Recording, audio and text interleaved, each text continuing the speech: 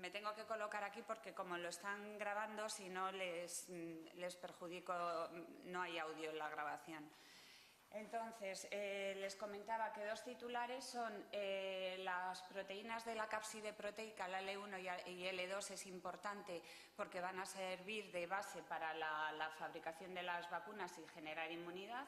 Y luego las proteínas E6 y E7, que son los que van a permitir el ensamblaje del virus en el genoma celular y favorecer así la multiplicación del virus. Hay más de 200 genotipos de virus VPH, unos son cutáneos y otros son mucosos. Los cutáneos son los que producen las verrugas comunes. Los mucosos, a su vez, se dividen en dos grandes grupos de alto riesgo. Los principales son el 16 y el 18, de mayor riesgo oncogénico, pero está el 31, el 45, el 52, muchos otros tipos que también están relacionados con potencial oncogénico. Y luego hay dos grupos de bajo riesgo, que son los que están relacionados con las verrugas genitales y que son el 6 y el 11. ¿Cómo se hace la patogenia de la enfermedad? A través de un epitelio que no está intacto, a través de una pequeña abrasión o solución de continuidad en la mucosa, y este comportamiento es igual en la mucosa genital que en la mucosa orofaríngea, donde el VPH luego vamos a ver que también tiene un papel importante. A través de esa pequeña abrasión o solución de continuidad, el virus es capaz de llegar a la capa basal, donde están las células inmaduras proliferativas, se ensambla a través de las proteínas que hemos hecho, que una, la E6, codifica la P53, que es el guardián del genoma, y se puede iniciar así el proceso de replicación oncogénico y va sucediendo lo que vemos en este gráfico. En primer lugar, hay una proliferación de las células con el virus, eso va evolucionando a una neoplasia intraepitelial de grado bajo, que evoluciona a un CIN2, a un CIN3 y a lo largo de los años hacia un carcinoma invasor. En estadios iniciales y sobre todo en gente joven, lo más frecuente, ahí vemos, o en otra diapositiva después, lo más frecuente es que, aquí se ve, es que se puede aclarar el virus. Esto significa que tú detectas por PCR a lo mejor el virus en población joven, pero que es capaz el sistema inmuno de aclararlo espontáneamente en estadios iniciales. Solamente una reflexión para tener claro lo que es CIN y lo que es SIL.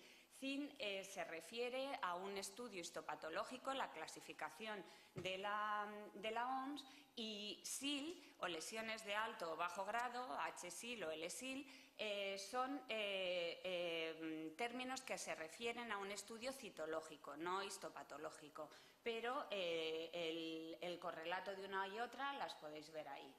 Bueno, ¿qué prevalencia se encuentra en nuestro país en mujeres y entre los 18 y los 25 años? Si estudiamos estas mujeres, ¿qué prevalencia de infección por VPH en la zona vulvovaginal nos encontramos?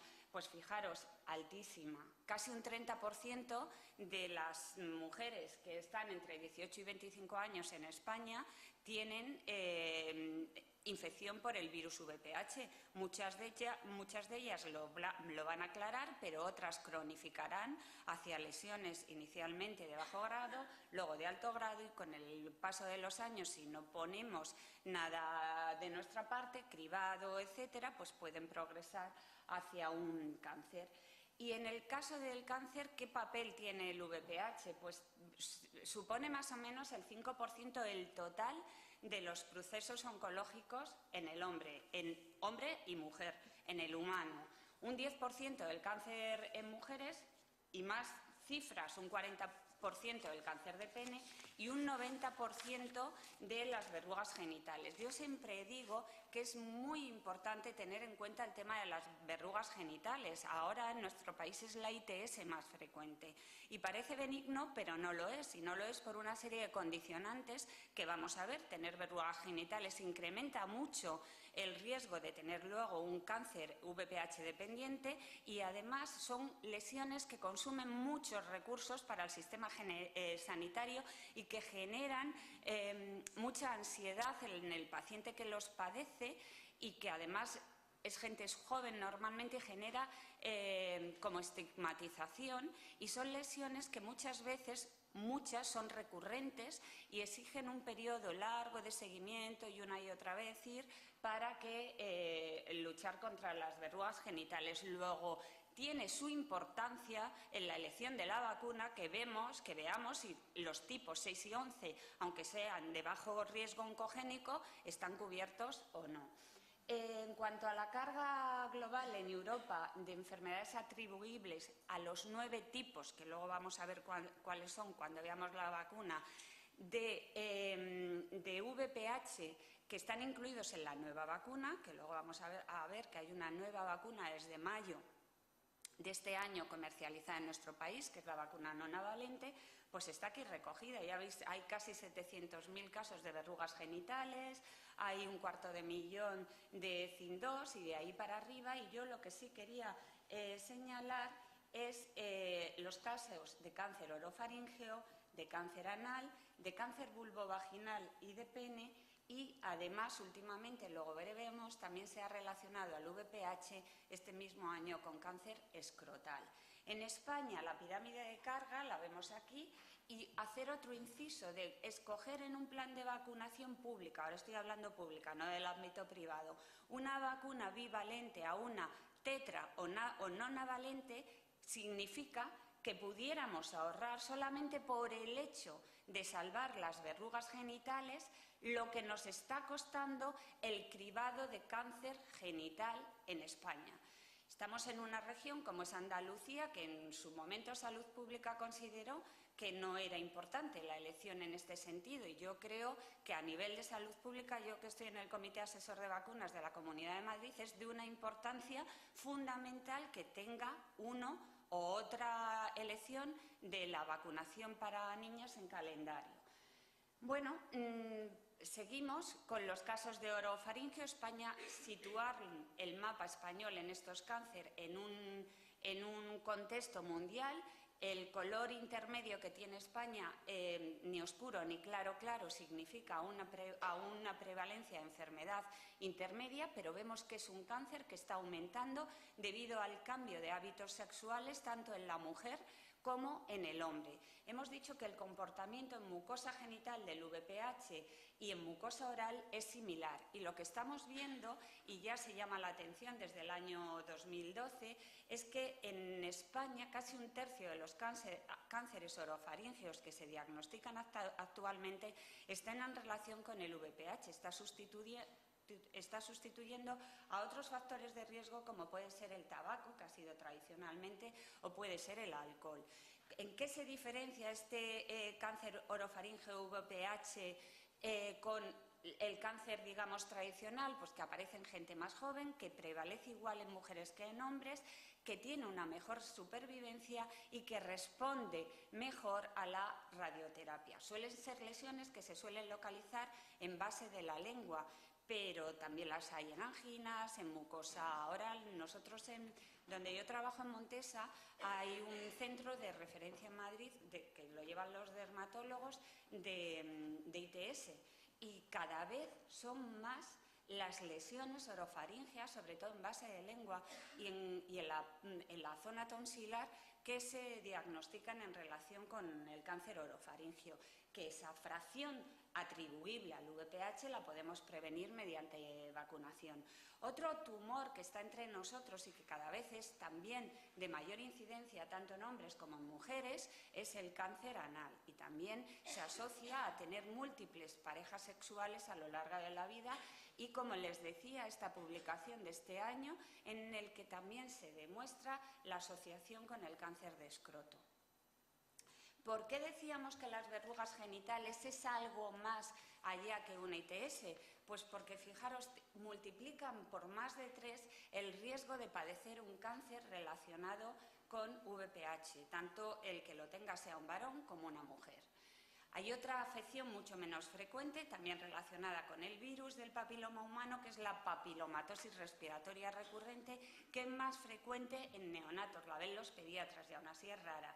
Y es por contagio generalmente en el canal del parto del virus del VPH, pero también se puede ver en adultos y el contacto en este caso suele ser sexual.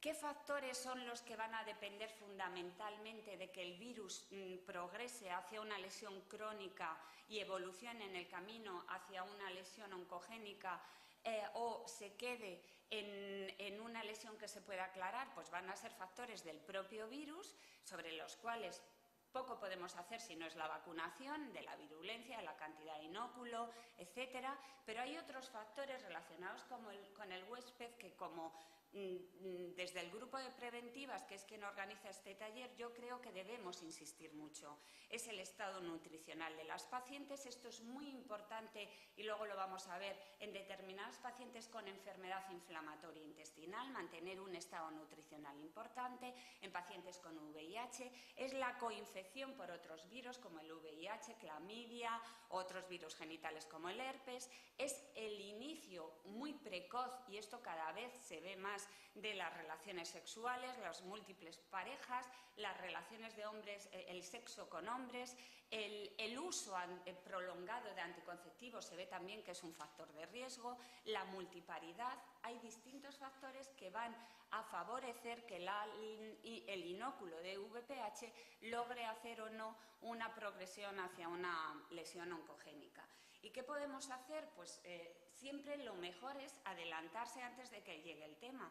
Y para esto lo que tenemos que hacer es evitar los factores de riesgo que hemos comentado, entre ellos un tóxico que está entre nosotros de forma habitual y que no le damos la suficiente importancia, como es el tabaco, y sobre todo la vacunación. Y luego la prevención secundaria, por supuesto, pero esto siempre ya significa llegar tarde. Pero desde luego, ahora mismo el cribado que se debe mantener es incuestionable.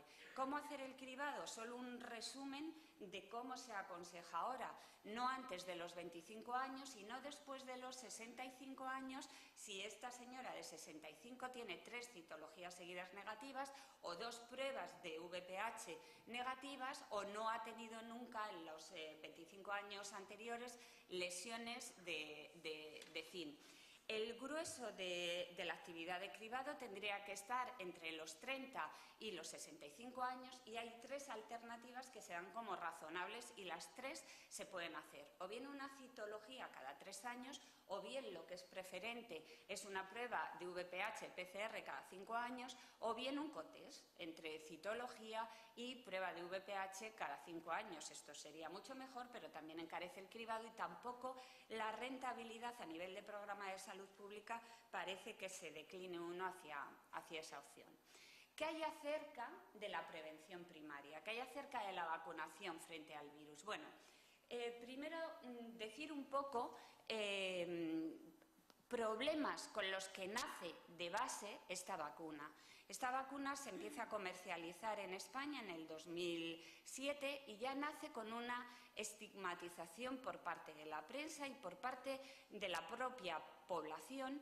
En primer lugar, porque va dirigido a un grupo muy específico, que es el adolescente, en el que caben dudas en ese momento, contra la vacuna en el sentido de si va a afectar a la fertilidad, si va a favorecer o se van a creer que esto favorece la promiscuidad de las niñas adolescentes. Es decir, una serie de ruido mediático que no favorece para nada una vacuna que a mí me parece que es un hito. Un hito cuando salió y un hito ahora mismo, es la primera vacuna oncogénica como tal. Tenemos otras, como la vacuna de la hepatitis B, pero esta vacuna no se desarrolló específicamente para prevenir un cáncer. Esta sí, es la primera vacuna que previene distintos cánceres, como hemos visto, y que tiene una efectividad y una seguridad altísima, como lo que vamos a ir viendo. Otra cosa que perjudicó inicialmente a la vacuna es el número de dosis que se tenía que dar. 3 dosis en una edad tan complicada como la adolescencia, que no hay manera de que vayan al médico, que se creen superhombres o supermujeres y que no tienen conciencia de enfermedad de nada, pues muchas veces es difícil de cumplimentar la pauta. y otra es el tiempo que tiene que transcurrir hasta ver los beneficios de la vacunación. Yo voy a ver de forma inmediata un beneficio en verrugas genitales, incluso un beneficio de rebaño en poco tiempo. A medio plazo, en los 5 o 6 años después de programas de vacunación, puedo ver algo en lesiones de bajo grado, pero el objetivo fundamental no lo voy a alcanzar hasta décadas que se vea que va el programa de vacunación rodado. Y entonces esto era otro de los problemas que ha dificultado la implementación de los programas de vacunación. ¿Qué vacunas tenemos actualmente en España comercializadas? Tenemos 3 vacunas. La bivalente, que contiene los tipos 16 y 18, que son los tipos de mayor poder oncogénico. La tetravalente, que contiene los 2 de bajo riesgo, pero que condicionan mucha carga de enfermedad, que son el 6 y el 11 y el 16 y el 18. Y la nonavalente, que es la vacuna que se ha comercializado a partir de mayo en nuestro país, ya venía siendo utilizada en Estados Unidos, está en calendario. De hecho, en Estados Unidos hoy es la única vacuna comercializada. La bivalente, el laboratorio que la comercializa la ha retirado, y la tetravalente ha venido a ser sustituida por una que cubre con protección directa muchos más genotipos, que son el 6, el 11 y otros como el 31, el 33, el 45, el 52 y el 58, que vamos a ver qué papel tienen en carga de enfermedad. Bueno, esta es la composición de las vacunas, que yo lo que me interesa saber más específicamente o que quede en la cabeza de este foro son cuáles son las pautas de cada una. La vacuna nonavalente en calendario son 2 pautas, una a los 0 y otra a los 6 meses, y esta pauta está recogida desde cuando se puede empezar a utilizar la vacuna, que son niñas de 9 años, hasta los 14 años de edad. Por encima de los 14 serían 3 dosis, 0, 3 y 6 meses. Ya vamos a ver lo que dice la ficha técnica en cuanto a intervalo mínimo e intervalo máximo y lo que dice la opinión de expertos. Bueno, señalar también unas diferencias en la composición de la vacuna tetravalente y la vacuna nonavalente con respecto a los 4 genotipos comunes. La carga de la nonavalente es superior, como podéis ver, y eso es para que los tipos adicionales a la vacuna no ejercieran competitividad excesiva y esto supusiera una menor respuesta inmunógena a los 4 grupos comunes. Bueno, decir también otro concepto básico es que ¿de qué están hechas las vacunas VPH? Pues son partículas like similares a aquellas que os decía en la primera diapositiva de la cápside viral, de la L1 y en la L2. Luego no tienen material infeccioso, no pueden producir la enfermedad. ¿Y cuál es la eficacia vacunal en los ensayos clínicos de la vacuna, en este caso bivalente y tetravalente, para proteger frente al cáncer de cérvix? En los ensayos clínicos la eficacia es el 70%, pero que ya es una eficacia altísima, pero en realidad incluso los beneficios de esta vacuna se han superado en los datos de efectividad en vía real, porque se ha visto que pueden dar cierto grado de protección cruzada. Incluso la vacuna tetravalente y la bivalente, en datos de vida real, pueden llegar a una efectividad del 75-76%.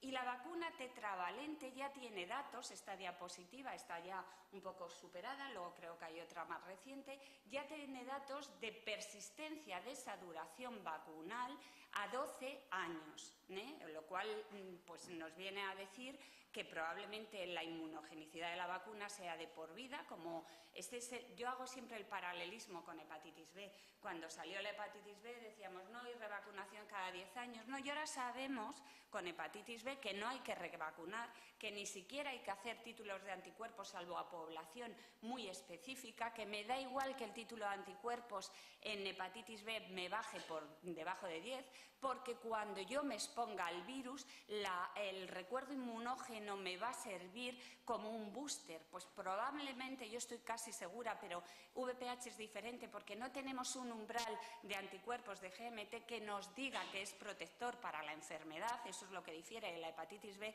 pero yo estoy prácticamente segura que el comportamiento es igual, que aunque parezca que se pierde el título de anticuerpos, cuando en la vida diaria tengamos contacto con el virus, el repunte del título de anticuerpos de nuestro sistema inmune va a servir como booster y no van a ser necesarios dosis posteriores de vacuna, y ahora mismo tenemos protección directa con datos de vacuna tetravalente para 12 años, que es muchísimo. Bueno, la protección cruzada, ya lo hemos dicho. Bueno, sí, una cosa que no he dicho, o que no me acuerdo si lo he dicho, es la inmunidad de rebaño. ¿Qué concepto tiene esto? Esto en general en vacunas es un concepto muy importante, porque es lo que nos hace ver que las vacunas son solidarias y lo insolidario que es no vacunarse.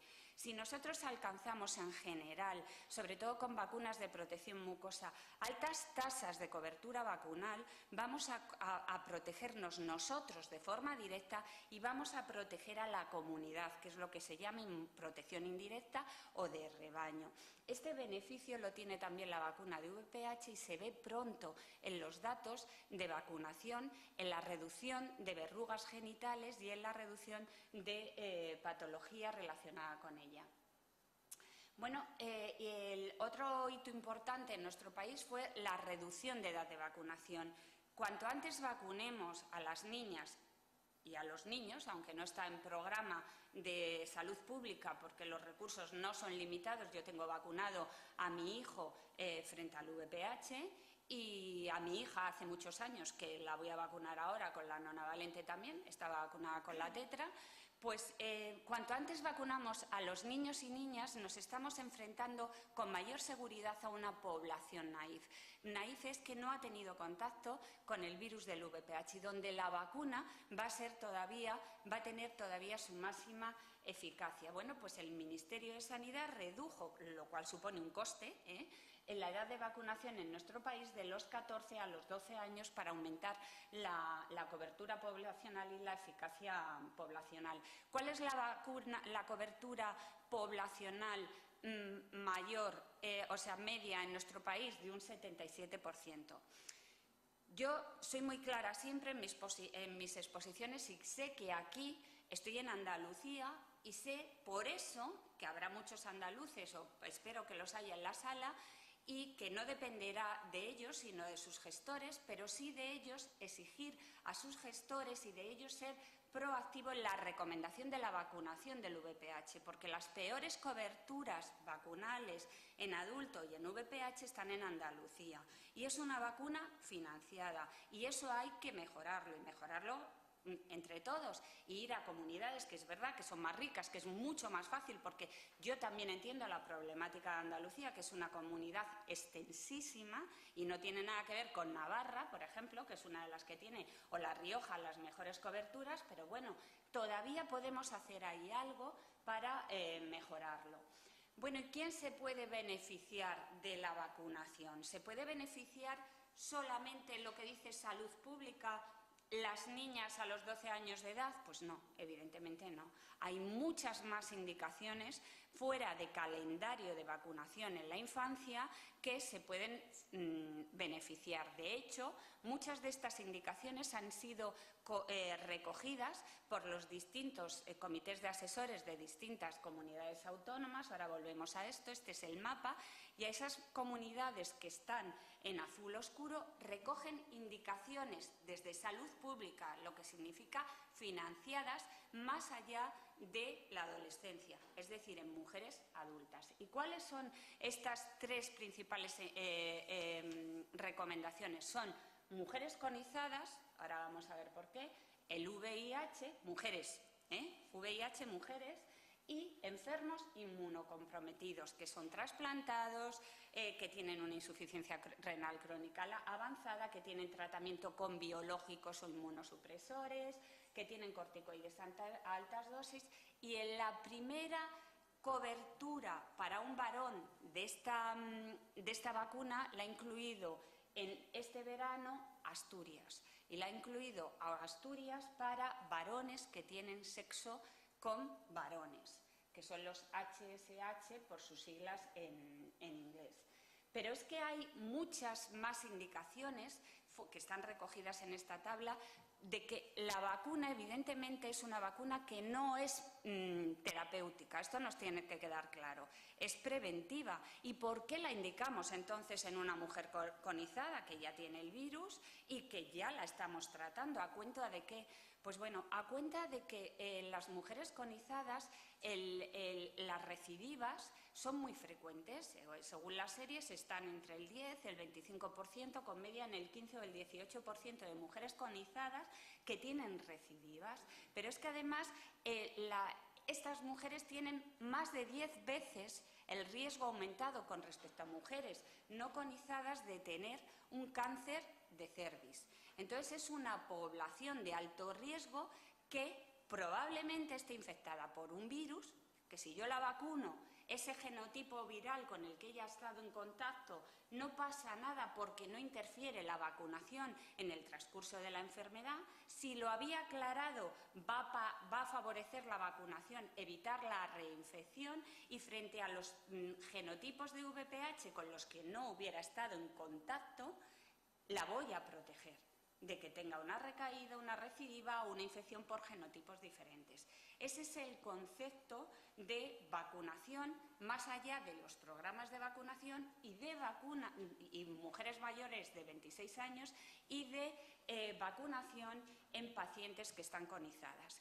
¿Qué recomiendo yo en mi consulta? Yo recomiendo que se vacunen por igual chicos y chicas, y soy muy pesada, hasta los 26 años de edad. Por encima de los 26 años hago un consejo, y ahí es que no miro a nadie, o sea, vacúnate, vacúnate, vacúnate y vacúnate. Por encima de los 26 años hago una indicación individualizada, me fijo en el factor de riesgo que puedo tener delante y en función de eso hago la indicación de vacunación o no, pero aunque sea una mujer que tenga 48 años, Además, hay un segundo pico de incidencia de enfermedad en mujeres ya de edad más elevada. Entonces, hay muchas indicaciones de la vacuna del VPH más allá de la adolescencia. Una de ellas es la enfermedad inflamatoria intestinal. ¿Y por qué? Porque son pacientes, sobre todo si tienen un cierto grado de malnutrición, que no van a aclarar el virus, que lo van a cronificar, que tienen un alto riesgo de tener una lesión de alto grado y un cáncer de cervix. Y sobre todo también estos pacientes tienen mayor riesgo de tener un cáncer de anal. Por eso la Organización Europea de Crohn y de colitis ulcerosa recomienda la vacunación de VPH en estas mujeres y en estos varones para prevenir cáncer de ano también. Y las verrugas cutáneas o condilomas, cuando son extensas y tenemos al paciente con tratamiento con biológicos, y es una paciente relativamente joven y presenta verrugas genitales, la Organización Europea de la Colitis lo que dice es, ojo, vamos a parar un tiempo estos inmunosupresores, vamos a vacunar y luego continuamos con el tratamiento biológico. Bueno, esto lo vamos a pasar. Decir, esto ya lo hemos dicho, cómo se ve el impacto de la vacuna a lo largo de las décadas. Hablar un poco del perfil de seguridad. Bueno, yo creo que no he dicho cuáles son las indicaciones de vacunación, eso no lo he dicho en la diapositiva de vacunas. ¿Para qué está indicada las vacunas del VPH? Bueno, la vacuna nona y tetravalente para prevenir verrugas genitales, pero además están indicadas todas las vacunas bivalente, tetravalente y nonavalente para prevenir lesiones cervicales precancerosas y cáncer de cervix, lesiones precancerosas de vulva y vagina y cáncer vulvovaginal y lesiones precancerosas y cáncer de ano. Esas son las indicaciones desde los 9 años de edad en adelante. ¿Y las vacunas son seguras o nos producen, yo que sé, todo tipo de maldades y son responsables de la muerte de Cristo? Pues no, las vacunas son absolutamente seguras. Seguras. En primer lugar, decir que una vacuna es un medicamento y está sujeta a la ley del medicamento. Pero es que además es un medicamento biológico, con lo cual tiene muchos más controles que cualquier medicamento, que un anticoagulante, que cualquier otro medicamento, tiene muchos más controles. ¿Por qué? Porque se debe utilizar en una población sana, no para curar. Y esto está exigiendo a la industria que la produce para hacer unos ensayos clínicos y para llegar a la autorización de esa vacuna, una serie de controles que son mucho más rigurosos que en cualquier medicamento. Pero es que cuando la vacuna entra, tiene la autorización de comercialización y se comercializa, siguen estudios de seguridad durante muchos años. Y esta, en el caso concreto de la vacuna del VPH, ha visto que tiene un perfil absolutamente comparable a las de otras vacunas en cuanto a seguridad que tenemos, que se puede utilizar de forma concomitante, hay estudios de concomitancia con otras vacunas, no la podemos dar en embarazadas, no sabemos si hace daño o no, porque no hay estudios y, por tanto, no se han hecho estudios y por eso no se puede dar en embarazadas. Sí que tenemos datos de administración de la vacuna y la lactancia, y es segura. Tenemos datos en VIH, que es una indicación fundamental, en inmunodeprimidos, o sea, más seguridad no se le puede pedir a la vacuna. ¿Y hay datos de seguridad en los varones? Sí. Hay datos específicos publicados en varones hasta 26 años y luego hay otro estudio, que es el estudio Mann, que dice que la vacuna por encima de los 26 años utilizada en varones tiene un perfil de seguridad absolutamente similar al de las mujeres. Y desde que se puso esta vacuna en el mercado en el 2007 hasta el momento de ahora, todos los organismos reguladores internacionales que están aquí en la diapositiva recogidos nos dicen de la seguridad de esta vacuna. El último informe es de este verano y nos dice que con más de 270 millones de dosis, la seguridad de la vacuna es extremadamente segura, o sea, no se le puede pedir más.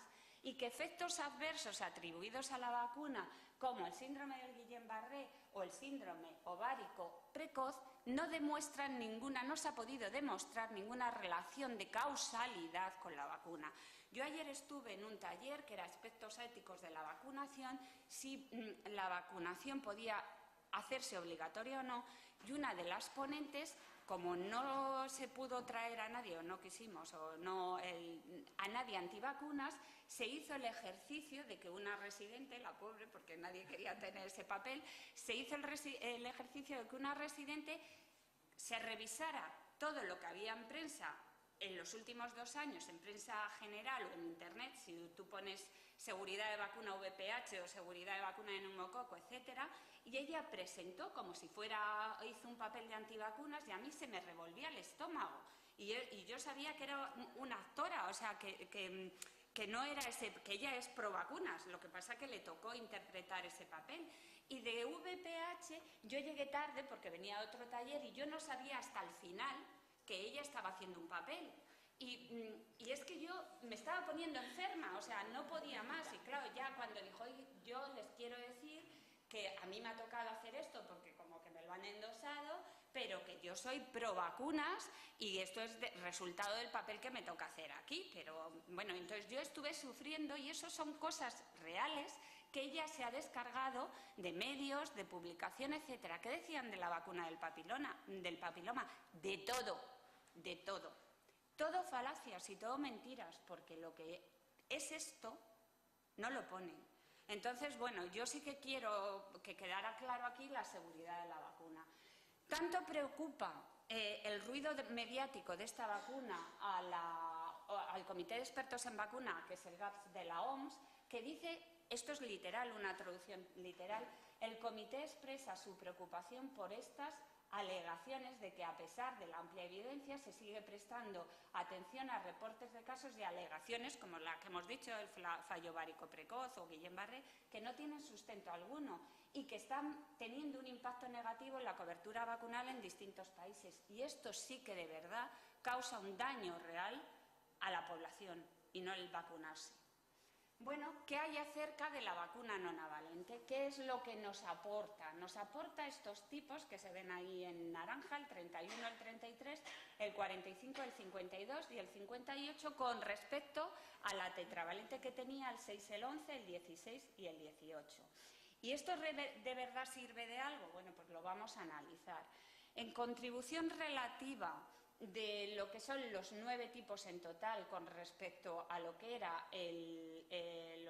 los 4 tipos de la vacuna nonavalente, las cifras de abajo son el número total de casos de cánceres de cuello, ano, vulva, vagina, pene, cabeza y cuello que se diagnostican en todo el mundo, ¿vale?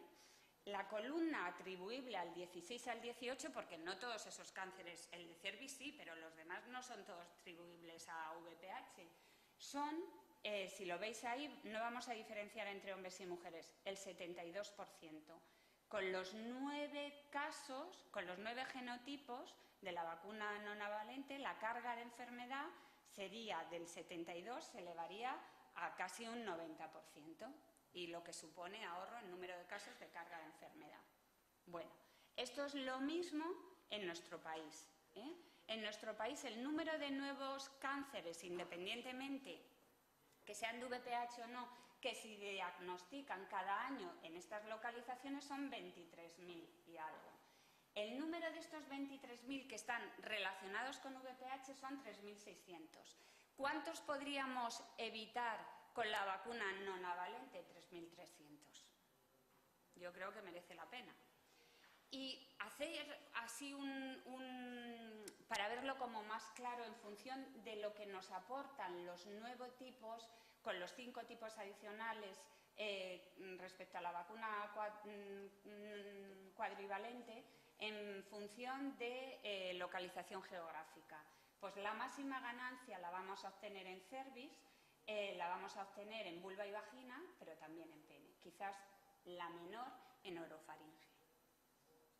Bueno, ¿y qué aportan estos 5 genotipos adicionales? Pues aporta que el 90% de todos los cánceres VPH que están relacionados con los 7 tipos de alto riesgo de la vacuna nonavalente están cubiertos, frente al 72-75% en el mejor de los casos que decía de efectividad por protección cruzada con las vacunas que contienen solo los 16 y 18.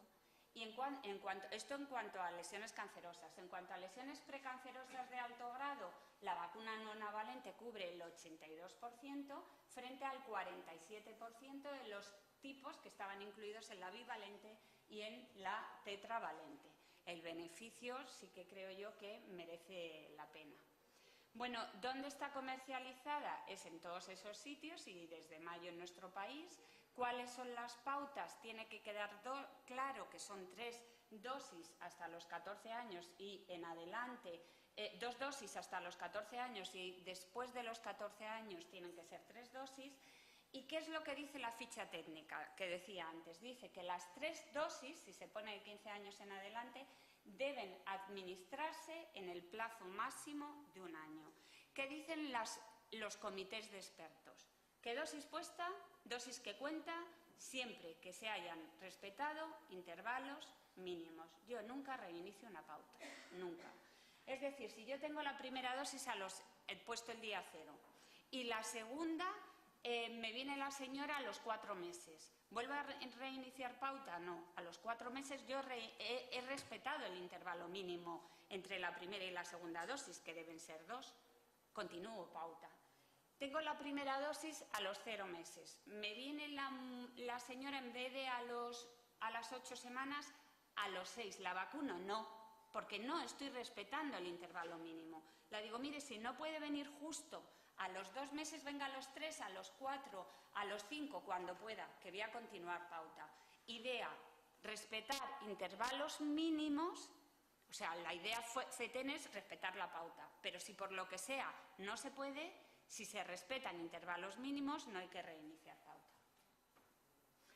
Bueno, un poco explicar cuál fue el diseño de esta vacuna. Es un ensayo clínico que se hace sobre una población de 14.000 mujeres, a las que un brazo, esto se ve mejor aquí, un brazo recibe la vacuna nonavalente y otro brazo recibe la vacuna tetravalente. Diréis vosotros, ¿y por qué es frente a tetravalente en vez de frente a placebo? Pues por un motivo ético, porque si hay una vacuna que ya protege, la autoridad regulatoria no permite un ensayo clínico a una mujer que en vez de vacunarle le esté dejando sin vacunar. Entonces, por eso es vacunar en vez de frente a placebo con el brazo control, tener la vacuna tetravalente.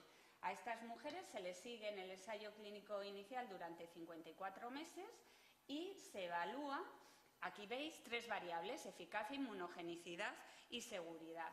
La eficacia de la vacuna, ¿cómo se consigue? Pues nosotros, hacen, esto se ve aquí abajo, una citología y un test de PCR, un test de VPH cada 6 meses. Si hay discordancia entre citología y PCR, además se hace una colposcopia y así vamos a ver el test de la variable eficacia. Otra variable, la inmunogenicidad. ¿Cómo hacemos esto?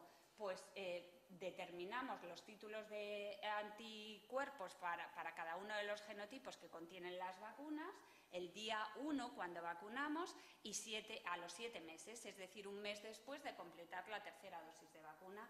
Y la seguridad, pues testamos todos los posibles efectos adversos secundarios durante todo el periodo de seguimiento, que son 54 meses. ¿Y qué objetivos tiene? Pues primero, demostrar que para los 4 tipos comunes la vacuna no navalente es no inferior a la tetravalente, es decir, que tiene la misma respuesta inmunógena en título de anticuerpos, en título de GMTs, que decimos, que las respuestas no son inferiores, y esto se demuestra. Y luego demostrar eficacia clínica. Estos son los datos frente a las 3 variables principales del estudio clínico. Prácticamente el 100%, en un 99,6%, de las mujeres incluidas en el estudio demostraron inmunogenicidad. Seroconvirtieron con títulos adecuados para los 9 tipos incluidos en la vacuna. La eficacia vacunal fue de un 96% para CIN 2.3 y para Vinovain 2.3, asociados a los tipos contenidos en la vacuna, los 5 tipos adicionales. Y la eficacia frente a infección persistente causada por estos 5 tipos es de más del 96%. O sea, los datos de la vacuna son incontestables. Ahora, algunos aspectos prácticos, y yo creo que estamos llegando al final, para empezar con los casos clínicos sobre la vacuna no VPH. La vacuna nonavalente demuestra su eficacia clínica en mujeres de 16 a 26 años. ¿Pero qué ocurre? ¿Por qué se la comercializa para niños y para varones? Pues esto es lo que os decía.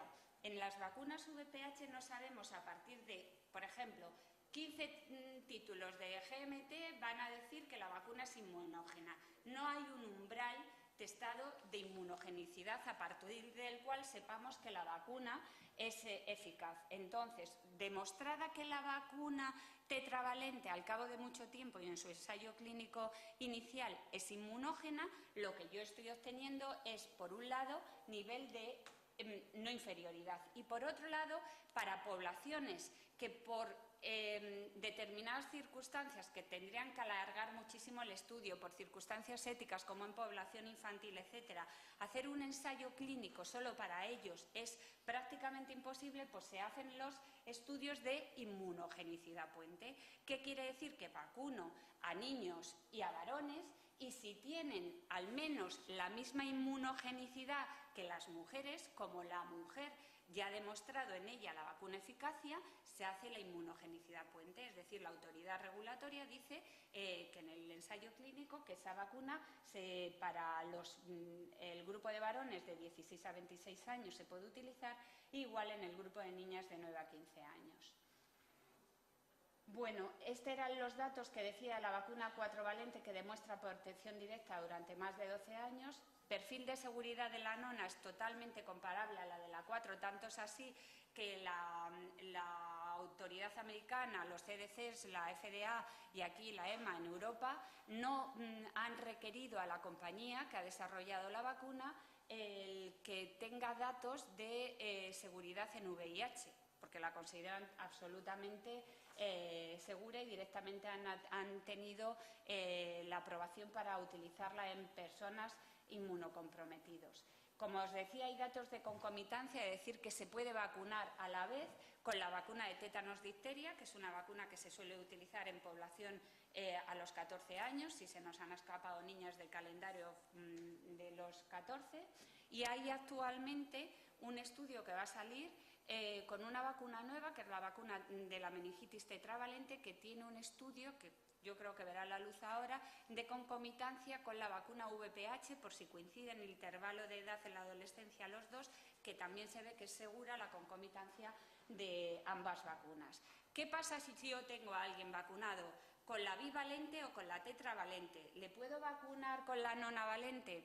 Esta pregunta la puedo responder solo para la tetravalente, porque datos en cuanto a esto solo hay con respecto a la vacuna tetravalente, y se ha visto que la seguridad de la vacuna nonavalente en vacunadas con la tetra es absolutamente segura, y que además la vacuna produce inmunogenicidad, un repunte para los 4 tipos comunes, y es inmunógena para los 5 tipos adicionales. ¿Qué es lo que ocurre si hay una niña que ha empezado a vacunarse con una bivalente o una tetravalente? ¿La puedo acabar de vacunar con una nonavalente? Pues no es recomendable, porque no se ha demostrado la intercambiabilidad de las vacunas, y además esto viene en ficha técnica.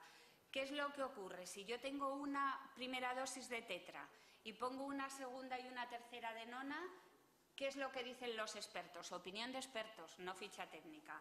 Lo que dicen es que esa persona quedará bien vacunada frente a los 4 tipos que contienen ambas vacunas, si tenía una dosis con tetra y las otras con nona, pero para la vacuna nonavalente probablemente no. Muy probablemente, o de entrada ahora se dice que no, porque no están demostradas las pautas de 2 dosis más allá de los 14 años de edad. Entonces, para los 9 tipos hay que tener 3 dosis de vacuna nonavalente.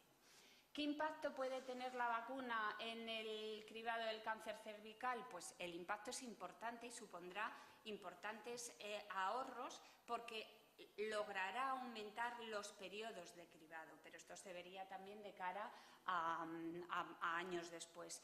¿Qué hay acerca de la inclusión de la vacuna en programas de vacunación? Pues todos los países de entorno occidental donde ha habido estudios de coste-efectividad, Estados Unidos, Canadá, Alemania, Austria, el Reino Unido, han dicho que es rentable desde el punto de vista de salud pública sustituir la vacuna tetravalente por la nonavalente en calendarios. ¿Qué es lo que pasará en España? Pues la verdad no lo sabemos, pero sería deseable que se vacunara con tetra con nona en todas las comunidades en vez de con tetra.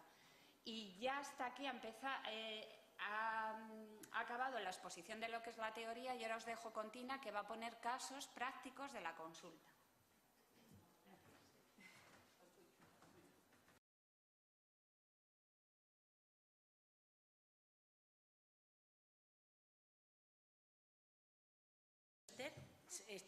Responde a estos casos, o sea que va a ser verdaderamente fácil, pero más que nada para que lo veamos un poco más directamente, ¿no? Tenemos una mujer de 35 años que tiene una lesión ya de malignidad alta, y que le van a hacer una conización. ¿Qué haríamos con esta señora? Tiene 35 años, está fuera del calendario vacunal. ¿Le recomendaríamos que se vacunara? Sí, ¿verdad? Y bueno, ¿cuándo se administraríamos? En este momento cuando nos han diagnosticado, justo cuando se acaba el tratamiento, en el seguimiento después de que ya está bien, o cualquier momento. ¿Qué pensáis? Cualquier momento, ¿verdad? ¿Y si estuviera conizada hace 2 años? También. Muchas comunidades autónomas, aquí están todas ellas las que incluyen, tienen unas recomendaciones ya específicas, que lo ha comentado antes Esther, para pacientes de alto riesgo, ¿no? Dentro de esos pacientes de alto riesgo, como podéis ver, están las mujeres ya infectadas, las que están conizadas, o sea, que entran dentro de las recomendaciones en muchas comunidades autónomas. Pasamos a la siguiente. Vamos con la misma paciente. ¿Y si estuviera embarazada? ¿Qué haríamos? Está puesto. Está puesto.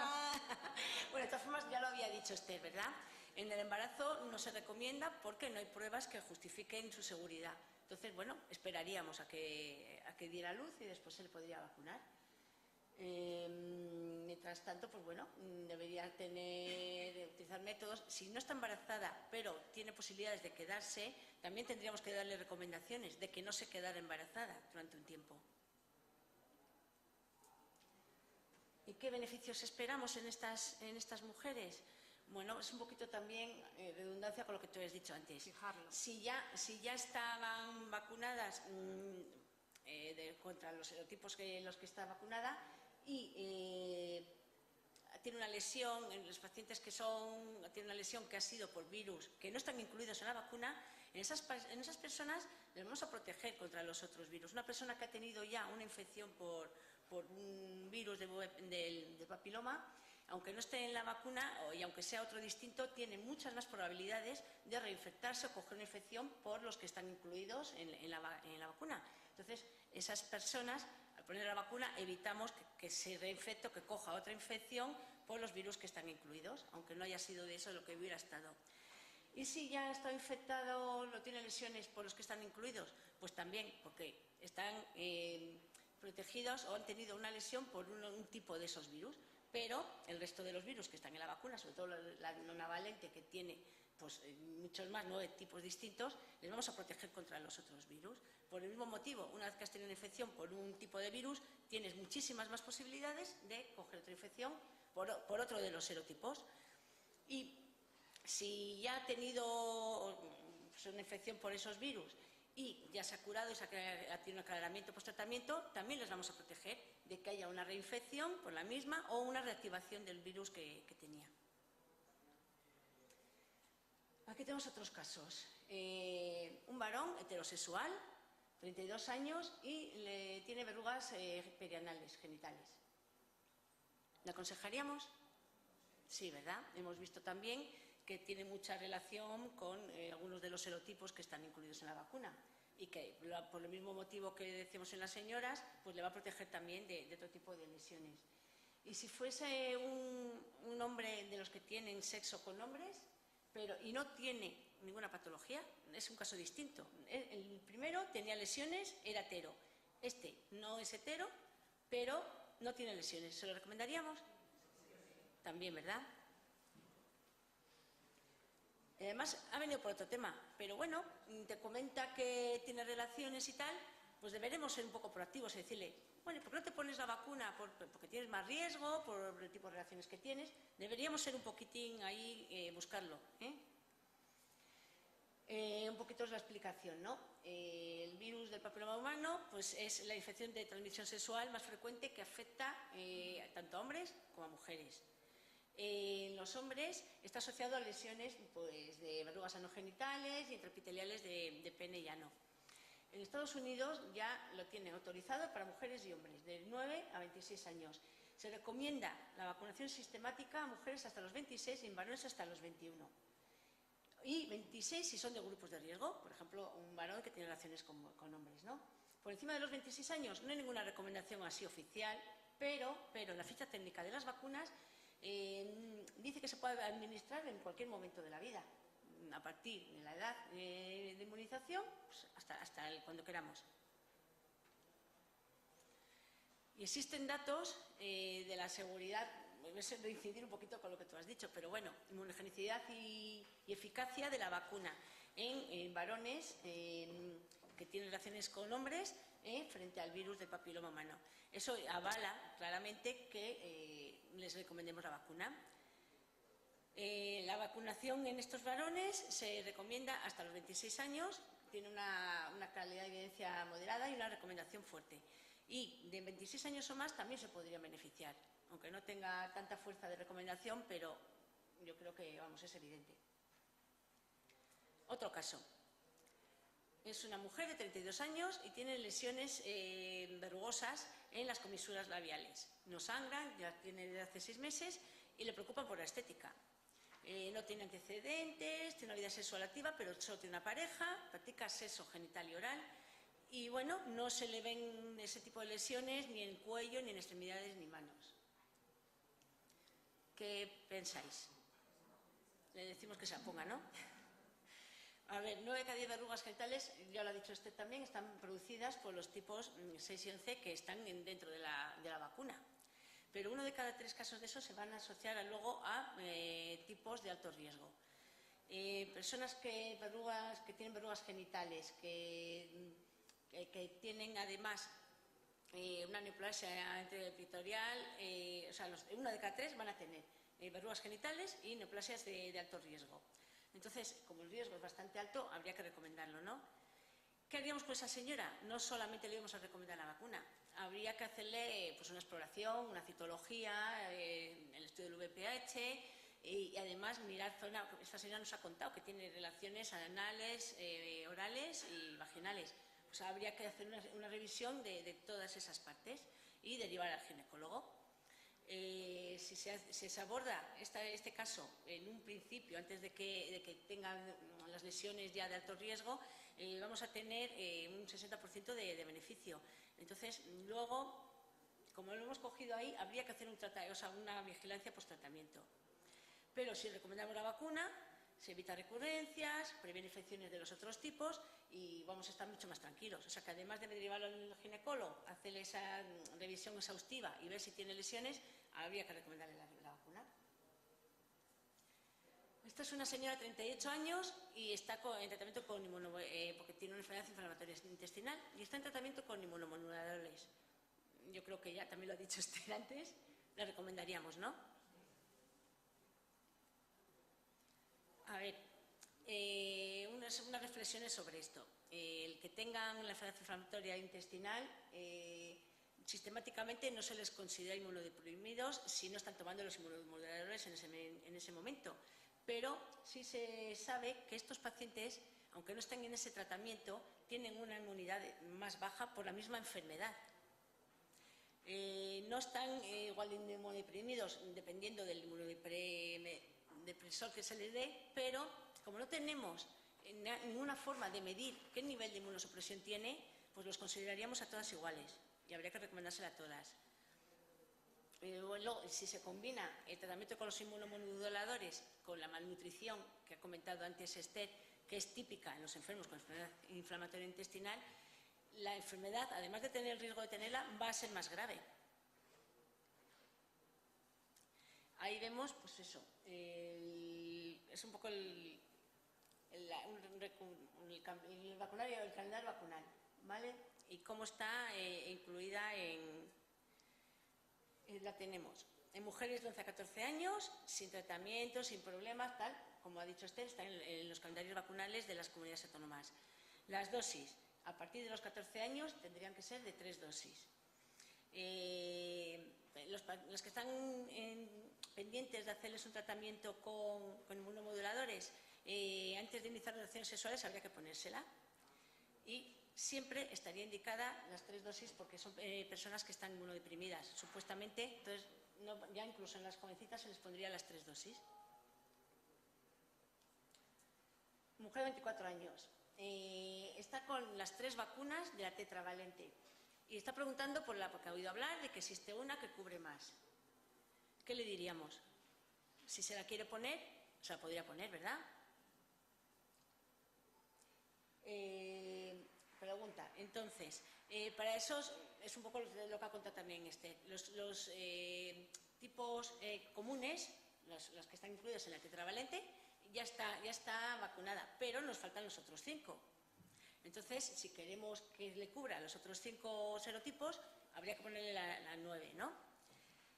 Se puede vacunar perfectamente, no hay datos con la bivalente, entonces, pero bueno, si es con la bivalente yo también la recomendaría, evidentemente, con más motivo. ¿Qué tendríamos que hacer con esta mujer? Mantener los tiempos. Habría que ponerle las 3 dosis si queremos que esté vacunada de esos 5 serotipos que le faltan. Pero habría que preguntarle, ¿cuándo te has puesto la última dosis de la tetravalente? Porque sí es verdad que el tiempo entre una dosis, como es una dosis puesta, es igual que si fuera una nueva, ¿no? O sea, la misma continuación. La única precaución que teníamos que tener es el tiempo para ponerle la primera dosis de la nonavalente. ¿Vale? No se la podemos poner, si se la ha puesto hace un mes, no vamos a ponerle ya la nonavalente. Decimos, te puedes vacunar, te tienes que poner las 3 dosis, pero vamos a esperar un tiempo. Pues unos 6 meses, yo creo, ¿verdad? Sí. Más o menos. Un paciente de 17 años tiene 2 dosis puestas, no está vacunado del todo con la tetravalente. Y pregunta si puede empezarse a vacunar o para la tercera dosis ponerse la nonavalente. ¿Qué pensáis? Evidentemente se quedaría a medias una y a medias la otra. No cubriríamos todo. Le diríamos, no, te terminas de poner la tetra, esperamos 6 meses y luego si quieres te pones la nonavalente.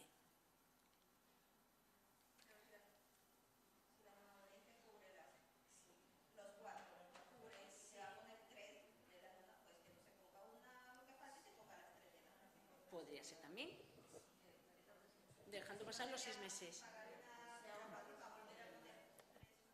Sí. Podría ser, lo que pasa que eso es opinión de expertos, o sea, no hay nada, eso es lo que nosotros decimos, está fuera de ficha técnica, eso es, o sea, lo que recomienda la ficha técnica y no hay nada en este caso para salir, como igual que digo en dosis puesta, dosis que cuenta, hay mucha evidencia ya de eso, aquí no hay rodado nada. Entonces, mi recomendación es decir lo que dice ficha técnica. Si tú empiezas vacuna con tetra o con bi, acaba esa vacuna. Si tú luego te quieres vacunar de la nona, ponte 3 dosis de la nona. O sea, esa es la recomendación que debemos hacer siendo prudentes hoy. A lo mejor dentro de 1 año y medio, de 2 años, es diferente, pero a fecha de hoy, con los datos que tenemos, yo no me atrevo a decir más. Es verdad, posiblemente dentro de unos años pues, nos digan otra cosa distinta, pero mientras no sepamos, mejor cumplimos una y luego ponemos la otra. Y estamos más tranquilos y, bueno, solo es una dosis, tampoco pasa nada. No sé, ¿ves? Por eso dice un poquito, tiene en cuenta las dosis que ha pasado y la edad del individuo, pero para que esté completa sería necesaria la vacunación completa. Otro caso, un paciente de 18 años que tiene puestas 2 dosis de la tetravalente, es parecida, pero la última hace 11 meses. Y pregunta si tiene que empezar la pauta de nuevo. ¿Qué pensáis? Eso lo ha dicho antes también. No tiene que empezar la pauta. Aunque hayan pasado 11 meses de la última dosis puesta, tiene 2 dosis. Se le pone la tercera. No tiene que volver a empezar a vacunarse. ¿Lo entendéis, no? Ya está puesta. Lo que hay que mantener es el espacio entre una y otra. No adelantarlas, digamos, pero porque se atrasen no pasa absolutamente nada. Bueno, ahora un poquitín vamos a hacer, ya los casos han acabado, pero un poquitín vamos a hacer una reflexión, ¿no? Nosotros, ¿qué teníamos que hacer? Porque ahora lo vemos muy claro todos, ¿no? Todos vemos que es muy importante ponerse la vacuna, vemos clarísimo que hay que recomendarla en todos los casos que hemos puesto, todo esto estamos todos de acuerdo, pero luego ¿qué pasa en el día a día en nuestra consulta? ¿Lo estamos haciendo? Es una reflexión. ¿A que no? Pues por falta de tiempo, porque tenemos muchos pacientes, porque no nos paramos a preguntarles, porque no tenemos esa conciencia todavía metida dentro de nosotros. Ahora mismo lo vemos todos clarísimo, está clarísimo que hay que mandarlo en un caso, en otro, pero luego no lo hacemos. Es un poquito la reflexión que hago, ¿no? No hacemos todo lo que está en nuestras manos, ¿no? Tenemos que esperar a que venga el paciente a preguntarnos. Hoy que he oído hablar que ha salido la nueva vacuna y yo es que, mire, tengo relaciones con otros hombres o yo es que tengo muchas parejas distintas o he tenido. ¿Vamos a esperar a que vengan a contárnoslo? Muchas veces no se cuenta eso, ¿no? Porque igual pues no lo consideran importante o en ese momento, como no tienen ningún problema ni han tenido ninguna molestia, te pueden venir porque tienen unas verrugas y entonces ya vienen demandando, pero si no tienen nada todavía, no van a venir a preguntarte. Entonces, ¿qué debemos hacer nosotros? Yo creo que lo importante es que nosotros les busquemos, que nosotros les preguntemos. La importancia que tiene una vacuna. Es una enfermedad, el cáncer es una enfermedad que a todos nos asusta, a todos nos preocupa. Y es el único cáncer hoy día que podemos prevenir de una forma prácticamente total con una vacuna. Y no nos concienciamos de que tenemos que buscarlo y que hacerlo. El papel que íbamos a hacer ahí de beneficio para los pacientes y para la población general es tremenda. Deberíamos ser muchísimo más proactivos, ¿no? De hecho, la gente, a la hora de ponerse una vacuna, se la va a poner o no por lo que le diga el médico. Normalmente, si tú no les convences, si tú no les dices nada, ellos tampoco, salvo contados casos, si tú no se lo dices, ellos no se lo van a poner. Entonces es muy importante que tengamos la mentalización de que poner una vacuna es muy buena. Si encima es una vacuna que va a proteger a casi toda la población de unos tipos de cánceres que están ahí, que tienen, y los datos son altos, a veces son incluso de asustar, y podemos preverlos y no lo vamos a hacer. Yo dejo ahí un poquitín la pregunta, ¿no? Las conclusiones, muchos estudios, muchísimos, concluyen de que casi todos los cánceres de cuello de útero y de lesiones precursoras están producidas por este virus. La vacuna ha demostrado ser eficaz en mujeres, hombres, niños, niñas de todas las edades, y que la actitud nuestra para recomendar la vacuna va a mejorar la cobertura de la vacunación. Entonces, no tenemos nada más que decir. Yo creo que lo dejo dicho, que cada uno recapacite y que lo piense, pero yo creo que es importante. ¿Está financiada? A ver, solamente en los niños, según las comunidades autónomas, pues 13, 14 años. La nona, 12 años en calendario. La nona en ninguna. En ninguna, ahora mismo. Es una receta blanca la que hay que hacer Eso y el paciente debe costeársela. Pero bueno, pues sale cara. es carita, Son pero bueno, el las 3 beneficio... dosis, 300 y mucho euros. No sé. Sí, es cara, pero la verdad... Sí, se llama Gardasil 9. Pero la verdad es que el Y el beneficio es mucho más fabricante es importante. MSD. Claro. Hombre, es que luego el gasto del cáncer y lo que lleva consigo es mucho mayor. Yo creo que no lo podemos plantear. Te lo vas a poner, sí, son 3 dosis, pero es una vez en la vida. No vas a estar ahí vacunándote cada 2 por 3. Yo creo que el beneficio, compensa de sobra el precio que tiene la vacuna. Yo hago aquí una reflexión que lo he dicho antes. O sea, vamos a ver, para nosotros, para los que trabajamos en vacunas, un referente mundial es los CDC americanos. La única vacuna que está comercializada ahora mismo en Estados Unidos frente al virus del papiloma humano es la nonavalente, y ellos la tienen en calendario, la tienen para chicos y chicas. Eso dice mucho. En eficacia, en seguridad y en confianza en la vacuna. Sí, el único motivo de que no esté en calendario en España es el motivo económico. Sí, es que no es otro. Vamos a ver, yo quiero romper una lanza por salud pública. O sea, salud pública tiene unos recursos limitados y tiene que hacer una distribución de recursos en función de lo que tiene. Entonces se evalúa carga de enfermedad, circunstancias epidemiológicas en cada caso y, por supuesto, el dinero que tiene. Es necesario que haya estudios de coste-eficacia de la vacuna o coste-efectividad en nuestro país, porque siempre nos miramos en países de alrededor. Pero yo creo, estoy segura que Salud Pública en España terminará sustituyendo esta vacuna. La vacuna tetravalente y, por supuesto, la bivalente quedarán desfasadas y será solo la nona la que se incluya en calendario. Además, cuando se hagan los estudios de coste-eficacia, se puede demostrar, y de hecho se sabe que en algunos sitios se ha hecho ya también, que al poner la vacuna nonavalente se pueden espaciar y hacer menos controles citológicos y de cribado, con lo cual ahorraríamos por otro sitio. Una cosa compensaría a la otra económicamente. Tinay.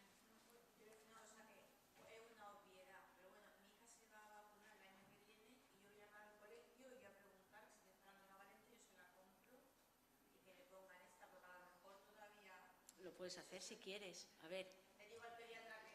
Lo puedes hacer perfectamente si quieres. ¿Sí?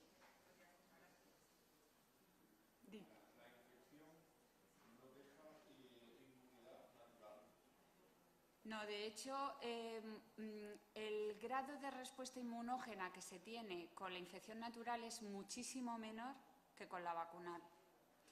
Y tú puedes haber contraído un genotipo viral, lo puedes haber aclarado y puedes reinfectarte por ese genotipo y contraer una infección posterior en un momento en que tu sistema inmune funcione peor, por edad, por circunstancias concomitantes, etcétera. No siempre. Hasta el momento ahora, no. No hay. No. Además, Los métodos de detección, el más seguro es el del test del VPH, que lo que hace es que detecta por un test de PCR y ese es el más seguro y no hay otra cosa de momento.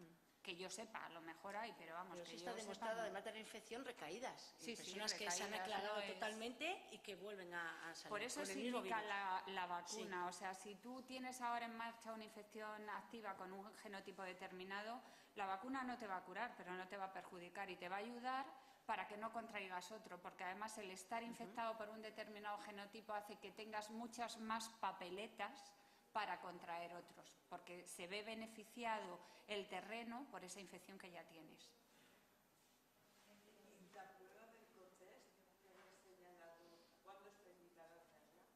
El COTES, digamos que lo que te aporta es muchísima más seguridad. Si tú haces una citología y añades un PCR, en los intervalos de cribado cada 5 años, pues son como más seguros. Hay muchos menos falsos negativos, que es lo que estás evitando en ese screening. Pero claro, eso encarece el cribado. Y parece que ese encarecimiento del programa de cribado no merece la pena con respecto solo a hacer un test de VPH cada 5 años. Luego otro tema es si la citología tradicional o la citología en medio líquido. Y parece que también la citología en medio líquido es mejor que la citología tradicional, pero también es más cara, tiene otras dificultades metodológicas y ahí estamos. Entonces, de momento, es lo que os he planteado, citología tradicional o en medio líquido si se dispone, que en la gran mayoría de los sitios no, cada 3 años, o test de VPH cada 5. O COTES cada 5, pero es que eso no se hace porque Encarece mucho. Yo creo que como beneficio lo tenemos claro, ¿no? Profesionales. La dificultad es cuando llegas a la consulta en el día a día con muchos pacientes, que no te da tiempo y tal. Yo creo que sería de gran utilidad las charlas a la comunidad, a grupos determinados de la comunidad, Pues sí. el cual se les cuente el riesgo beneficio de la vacunación y lo que puede pasar. Sí, que también iría un poco... A ver, y José Fernando, que es experto en intervención comunitaria, a mí me parece esto muy importante. ¿Y cómo o sea, qué propones? ¿Qué idea? Pero a grupos seleccionados ya, En los o en colegios colegios solo. A padres Ya, en los eso sí que se hace colegios, ya. sí. Y además eso igual serviría un poco para contrarrestar toda esa mala información que se está haciendo y toda esa polémica que hay, porque si a la población le vas informando de una forma más... Que sí, que sí. Pero desde las áreas se hace eso.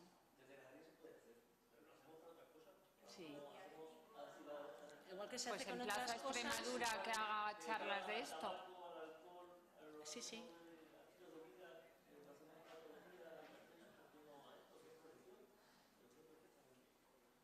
Sí, desde luego. En Madrid sí que se hace. En Madrid hay charlas en los colegios En los públicos. colegios, para los padres, además, para los padres sí. Vamos, yo he dado charlas en el colegio. Mis hijos van a un colegio privado y yo he dado charlas de vacunación. Pero Sí, a los padres, por sobre petición todo, ¿eh? propia. O sea, pero en los colegios públicos se hace. Lo Sí. hace el Ayuntamiento de Madrid.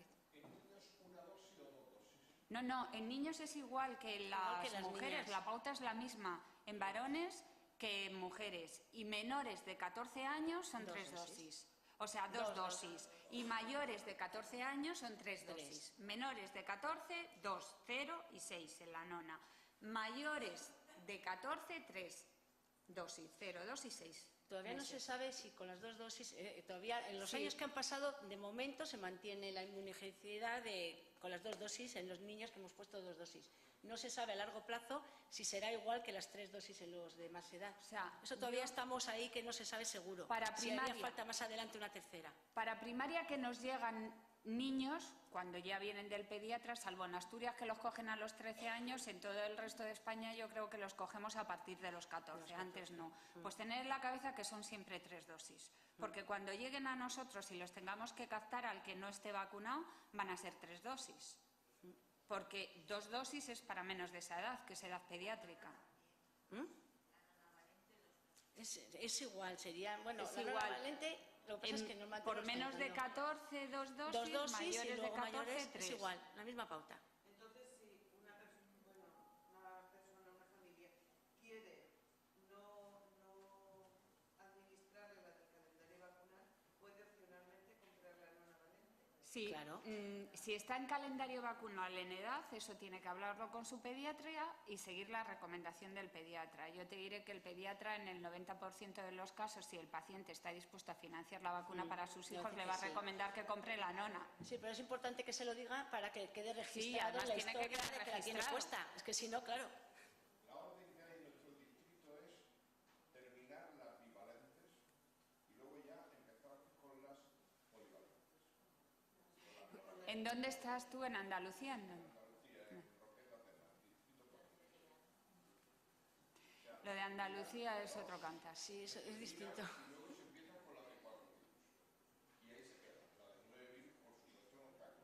No, en ningún lugar a nivel de salud pública, en ningún lugar de España. Pero vosotros seguís vacunando aquí con bivalente. En toda Andalucía me dicen ahí al fondo que no, o solo en Almería. O sea, en Almería con bivalente, o es por gastar lo que tenéis en las neveras. ¿Eh? Ya. Pero yo entiendo que en toda Andalucía ahora lo que hay es el Gardasil 4. La 4, ¿no? Sí, ¿no? No te oigo, perdona.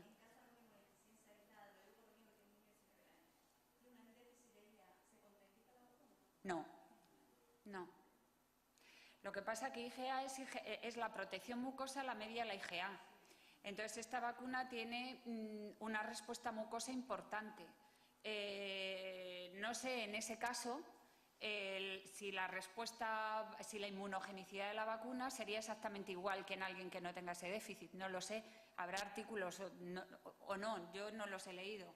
Pero contraindicada no está, todo lo contrario. Es una inmunodeficiencia, está indicada. La única contraindicación que hay es el embarazo. Claro. Que se sepa ahora mismo.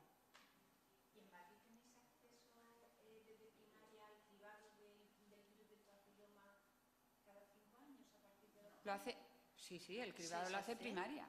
Sí. En Madrid el cribado lo hace primaria. Ya lo sé. Yo participé en el plan de diseño de cribado del cáncer de cervix en el 2008 a nivel del ministerio, y aquello fue una crisis con Andalucía. Y Andalucía se desmarcó y ya no, ahí me quedé, o sea, hace muchísimos años, pero en Madrid el cribado lo hace primaria y los planes de cribado los diseña primaria. No, pero pide citología, pero es que da igual, Cristina, es que el cribado es o cada 3 años con citología, o cada 5 años con VPH, o cada 5 años con el COTES. Y la validez es la misma. Esa diapositiva que he puesto es de la Asociación Española de Citología y Colposcopia. Y la validez que dan ahora mismo es la misma. Hombre, es mucho mejor un test de VPH que la citología, porque tienes menos falsos negativos, son los que te estás quitando, pero te sirve. Y el cribado cada 3 años en Madrid lo hace primaria. Ahora tú tienes una duda o tienes que pedir un test de VPH, o es una persona un VIH, o quieres un seguimiento con test de VPH y lo tienes que derivar a especializada al Sí, ginecólogo. pero se puede hacer, ¿eh? En especializada, pero se hace, sí, en casos determinados. El test de VPH sí, el cribado en Madrid es cada 3 años entre los 25 y los 65 años con citología, y la responsabilidad del cribado es de primaria. Ahora, tú tienes un tipo especial de paciente de alto riesgo y quieres que ese paciente sea seguido de una manera especial y con un test de VPH, y eso lo tienes que derivar a especializada.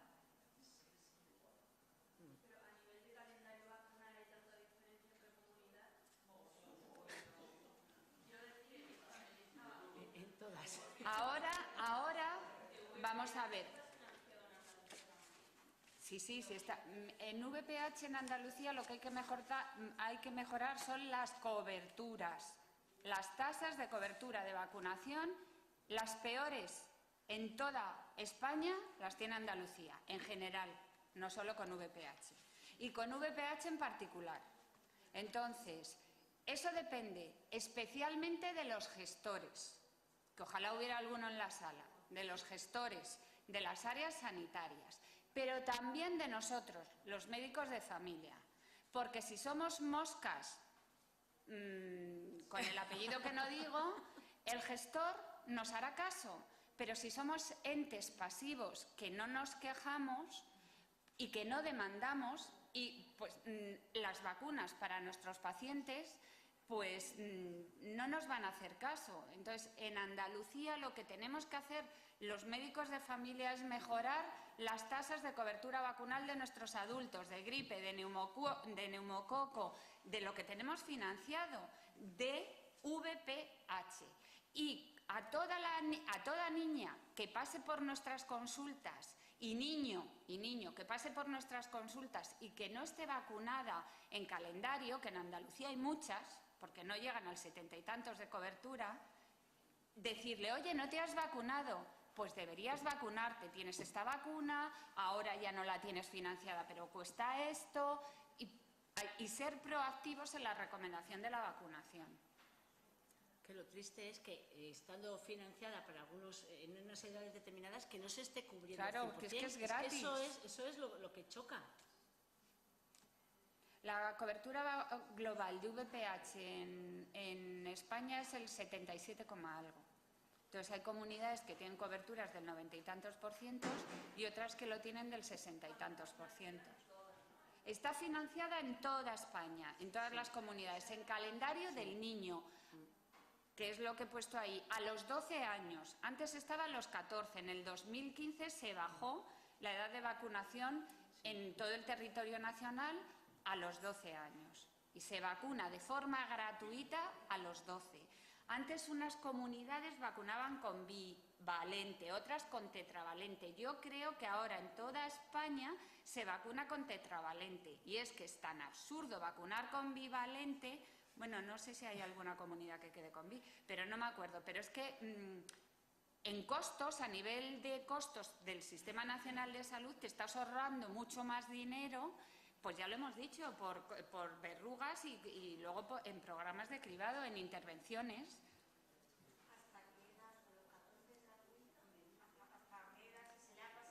Hasta los 12 años es la edad en calendario.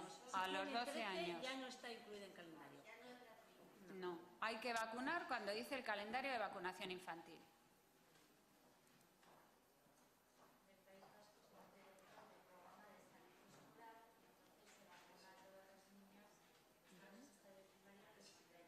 ¿12 años? Claro. Vacunáis en colegio, en el País Vasco. Eso es una ventaja muy grande. Las vacunas que se ponen en colegio en las comunidades Baleares, País Vasco, La Rioja, que van a vacunar a colegios, tienen mejores tasas de cobertura vacunal. Tienen ahí un componente psicológico que si se te marea una, se te van a marear las 15 de la fila que tengas esperando a la vacuna, que eso para el médico y la enfermera que vacunan es un hándicap importante, pero suele ser gente experta en estas comunidades que está muy bregada en vacunación escolar y lo manejan muy bien y tienen unas tasas de cobertura vacunal envidiables, estas comunidades. Sí, son las que mejor tasa tienen. Ya.